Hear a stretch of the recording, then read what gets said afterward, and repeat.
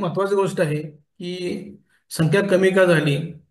आता हा प्रार्थना कीटक बघा, तर दिसताना दिसतो की हा प्रार्थना करासारखा आपला नमस्कार करतोय, बाबा मला वाचवा, असं ते आपल्याला सांगतोय की प्रार्थना आहे माझी की मला वाचवा, मी तुमचे पिकं वाचवतो. तरी देखील आपण त्याला लक्ष देत नाही. म्हणून या प्रार्थना कीटकाला देखील तुम्ही लक्ष द्या. चांगला फायदा करून दिला हा. आपल्या रानात किती आहे त्याचा विचार करा. जनरली पावसाळ्यापासून जसं आपल्याला पीक लागवड करतो, वातावरण थंड झालं की पिकाच्या इथे मित्र किडींची वाढ आपल्याला दिसायला वाढली पाहिजे. तर रासायनिक कीटकनाशकांचा वापर हा आपल्याला कमी कमी प्रमाणात करावा लागेल. गरजेनुसार औषधं, म्हणजे आपल्याला शास्त्र माहित झालं पाहिजे कशावरती काय मारायचंय, कधी काय मारायचंय. किंवा आमच्या खेतीबडी ॲपच्या माध्यमातून तुम्ही आमच्याशी प्रश्न विचारा, फोटो पाठवा, त्यानुसार तुम्ही उत्तर घ्या किंवा काय मारावं लागेल. रोज अंदाज म्हणजे हे बी चालतंय का, ते बी चालतंय का, किंवा शिल्लक आहे म्हणून मारलं असं प्रमाण बंद करा.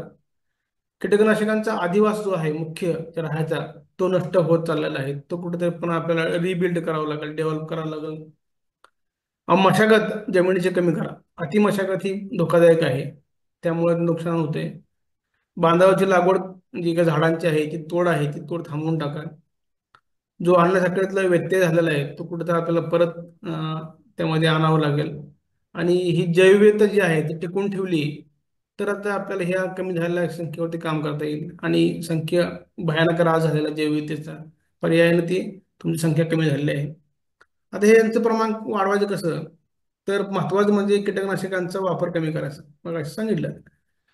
मित्रकीटकांचे संवर्धन करण्यासाठी आपल्याला वेगवेगळ्या प्रकारचे ट्रायकोग्रामाच्या ही मिळतात, पाकिट मिळतात. ते पाकिट जर वापरली तर देखील ट्रायकोग्रामाचं आपल्याकडं संवर्धन चांगलं होतं. लेडीबर्ड बिटलचं देखील संवर्धन चांगलं करण्यासाठी अनावश्यक फवारणी टाळा. आणि पहिल्या अवस्थेमध्ये लगेच आपण कीटक दिसला, मावा दिसला की हान फवारणी ही कुठं तर बंद करायला पाहिजे. त्याला मावा आहे ना, त्याला मित्रकिडी येऊ द्या, त्याला वाढू द्या, मित्रकिडी वाढतील, संख्या वाढेल, ऑटोमॅटिक तो खाऊन जाईल मावा.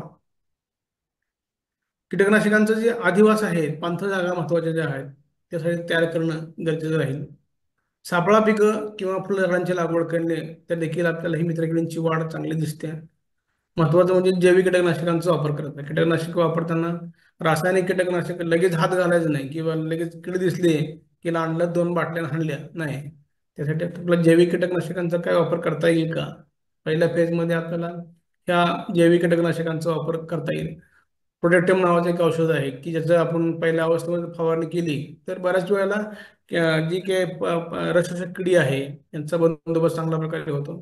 ती काळजी घेतली तर नक्कीच आपल्याला ह्या मित्रकिडीपासून फायदा करून घेता येईल. धन्यवाद.